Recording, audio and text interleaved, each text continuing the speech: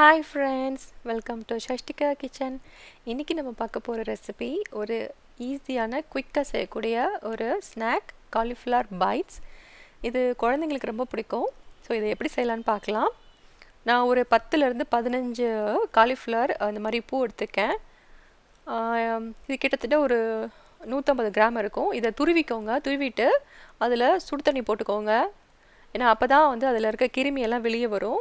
இது கூடவே கொஞ்சம் உப்பு சேர்த்துக்கோங்க. சேர்த்துட்டு எல்லாத்தையும் கலந்து விட்டுக்கோங்க. ஒரு தடவை கலந்துட்டு இது ஒரு 5லேருந்து 10 நிமிஷம் அப்படியே இருக்கட்டும். அப்போ அதில் இருக்க பூச்சியெல்லாம் வெளியே வந்துடும். இன்னொன்று, காலிஃப்ளவர் வந்து ஹாட் வாட்டர் ஊற்றிருக்கிறதுனால ஒரு 3/4 அளவு நல்லாவே வெந்த மாதிரி ஆகிடும். ஸோ இதை தண்ணி ஃபுல்லாக நல்லா வடிச்சிட்டு எடுத்துக்கோங்க. கொஞ்சம் கூட தண்ணியே இருக்கக்கூடாது. இதில் ஒரு குட்டி குட்டியாக கட் பண்ண ஸ்மால் ஆனியன் சேர்த்துக்கிறேன். உங்களுக்கு வெங்காயம் நிறையா போட்டுக்கணும், நிறையா சேர்க்கலாம். சேர்த்துட்டு இது கூடவே ஒரு 2லேருந்து 3 டேபிள் ஸ்பூன் அளவு க்ரீன் ஆனியன் சேர்த்துருக்கேன். கொஞ்சமாக கொத்தமல்லி இலை, உங்களுக்கு அது ஃப்ளேவர் பிடிக்கணும், நிறையா சேருங்க. இப்போ இது கூடவே ஒரு டேபிள் ஸ்பூன் அளவுக்கு பிளாக் பெப்பர் பவுடர் சேர்த்துக்கிறேன், மிளகுத்தூள். நம்ம காரத்துக்கு இந்த பெப்பர் பவுடர் மட்டும் தான் சேர்க்க போகிறோம். இந்த பைட் வந்து ரொம்ப ஸ்பைஸியாக இருக்காது. இது கூடவே துருவின சீஸ் சேர்த்துக்கிறேன், கிட்டத்தட்ட 1/2 கப் அளவு. அப்புறமா 3 டேபிள் ஸ்பூன் அளவு கார்ன்ஃப்ளவர் மாவு சேர்த்துக்கிறேன். இதோட உங்களுக்கு க்ரீன் சில்லி பிடிக்கும், ஃப்ளேவர் காரமாக வேணும்னா நீங்கள் க்ரீன் சில்லி சேர்க்கலாம். இது கூட 2 டேபிள் ஸ்பூன் அளவு பிரெட் கிராம் சேர்த்துக்கிறேன். நான் இன்றைக்கி சீசன் பிரெட் கிராம் எடுத்திருக்கேன். நீங்கள் ப்ளைன் வச்சுருந்தா அது கூட சேர்த்துக்கலாம். அப்புறமா இதுக்கு தேவையான அளவுக்கு உப்பு சேர்த்துக்கோங்க. ஆல்ரெடி காலிஃப்ளவர் ஊற வைக்கும் போது நீங்கள் சால்ட் போட்டு க்ளீன் பண்ணியிருப்பீங்க.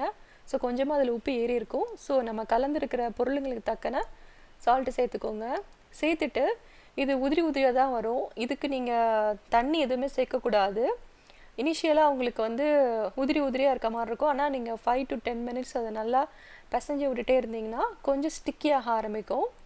ஒருவேளை காலிஃப்ளவரில் கொஞ்சமாக தண்ணி இருக்குது நீங்கள் ஃபீல் பண்ணிங்கன்னா இன்னும் கொஞ்சம் கார்ன்ஃப்ளவர் மாவு இல்லை பிரெட் கிராம்ஸ் சேர்த்துக்கலாம், உங்களுக்கு அந்த ஸ்டஃபிங் கரெக்டாக வர மாதிரி. அதுக்கப்புறம் இதை நான் இன்றைக்கி சின்ன சின்ன சைஸு காலிஃப்ளவர் பால்ஸ் தான் ரெடி பண்ண போகிறேன்.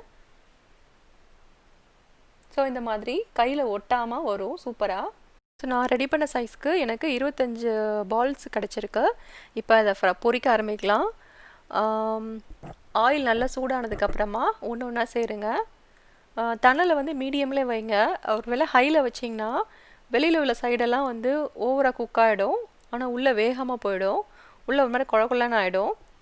அதனால் மீடியம்லேயே வச்சு ஃப்ரை பண்ணுங்கள். எல்லா சைடும் ஈவனாக நல்ல ப்ரௌன் கலரில் வர மாதிரி ஃப்ரை பண்ணிக்கோங்க.